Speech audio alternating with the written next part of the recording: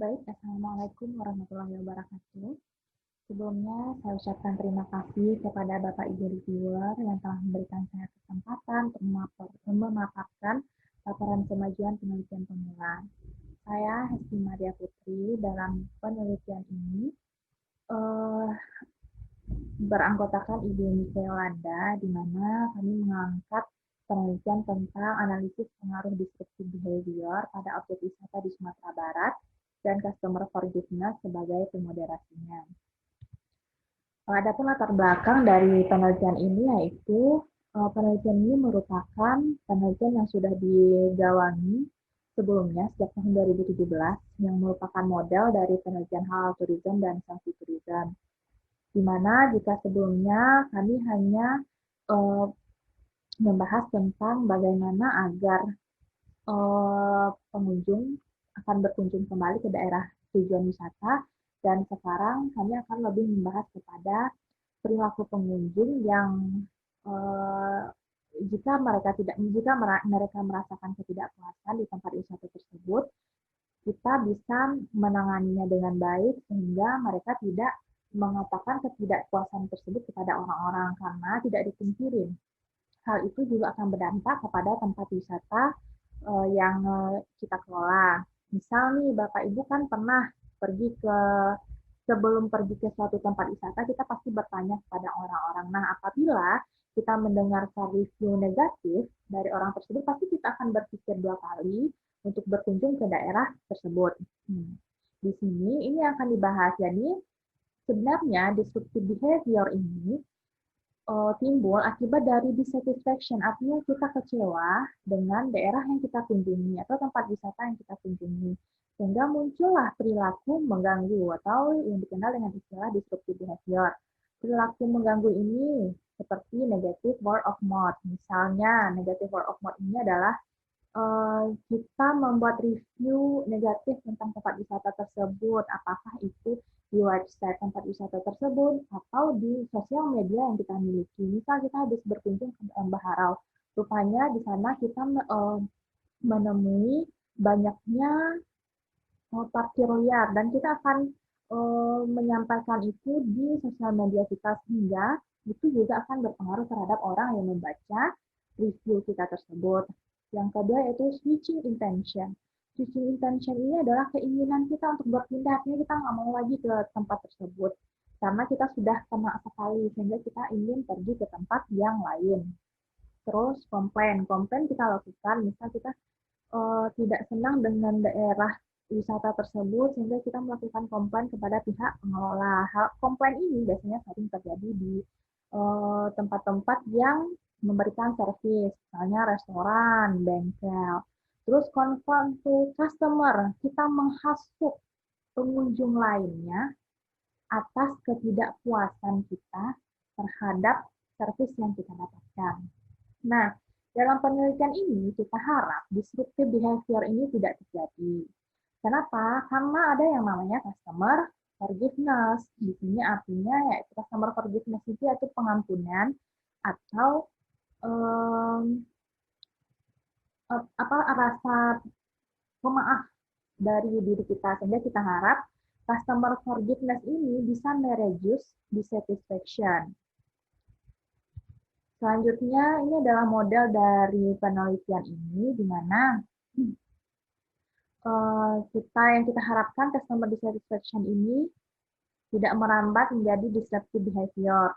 Sebelumnya, customer dissatisfaction ini kita usahakan dengan adanya memberikan keadilan dalam bentuk apakah itu distributive justice atau interactional justice atau procedural justice. Jadi kita berikan keadilan kepada customer tersebut agar tidak sampai dia ke customer dissatisfaction. Dan kita berharap dengan adanya sikap customer forgiveness ini atau pengampunan dari customer ini mengurangi customer dissatisfaction pada penelitian ini. Nah, progres penelitian ini sejauh ini sampai pada bulan September 2020, kami tim peneliti telah selesai dalam menyusun instrumen penelitian, tentunya berbasis kepada teori-teori yang ada, dan kami juga sudah mengambil data, yaitu mengumpulkan data primer sebanyak 500 sampel. Karena masa pandemi, seharusnya memang hanya melalui online atau Google Form, cuman setelah dilakukan penelitian awal, untuk pengambilan sampel awal, rupanya kami tidak mengevaluasi bahwa ternyata sampel yang diambil itu tidak bisa sesuai dengan apa yang kami syaratkan, sehingga tetap dalam pengambilan sampel ini kita tetap menerjunkan tim peneliti ke lapangan, tentunya dengan selalu mematuhi protokol COVID dan juga melengkapi dengan sarana dan prasarana yang safety untuk mereka keluar rumah. Selanjutnya, kami sudah selesai tabulasi dan verifikasi data, dan juga sudah selesai mengolah data dan menginterpretasi data juga, sehingga bisa kami membuat satu artikel sebagai persyaratan luaran penelitian dan sudah mengikuti International Conference daring pada the 5th pada International Conference on Economic Education, Business and Management and Accounting pada 18 Juli 2020 yang lalu. Alhamdulillah pada International Conference ini kami sudah dinyatakan accepted. Ini LOE-nya dan ini bukti bahwa kami sudah mempresentasikan hasil penelitian kami di sini. Jadi sekarang memang sedang menunggu dari pihak publisher apakah ada lagi perbaikan untuk artikel kami, dan untuk progres selanjutnya juga kami sudah selesai dalam menulis laporan kemajuan penelitian. Nah, untuk status luaran ya masih menunggu dari publisher apakah masih ada perbaikan, mudah-mudahan tidak, sehingga artikel ini bisa segera publish. Kendala pelaksanaan penelitian yang kami temui yaitu di mana pada saat pandemi ini tentu tidak orang yang berkunjung ke tempat wisata tidak sebanyak orang yang berkunjung ketika sedang tidak adanya pandemi, sehingga banyak ditemukan memang hanya warga lokal.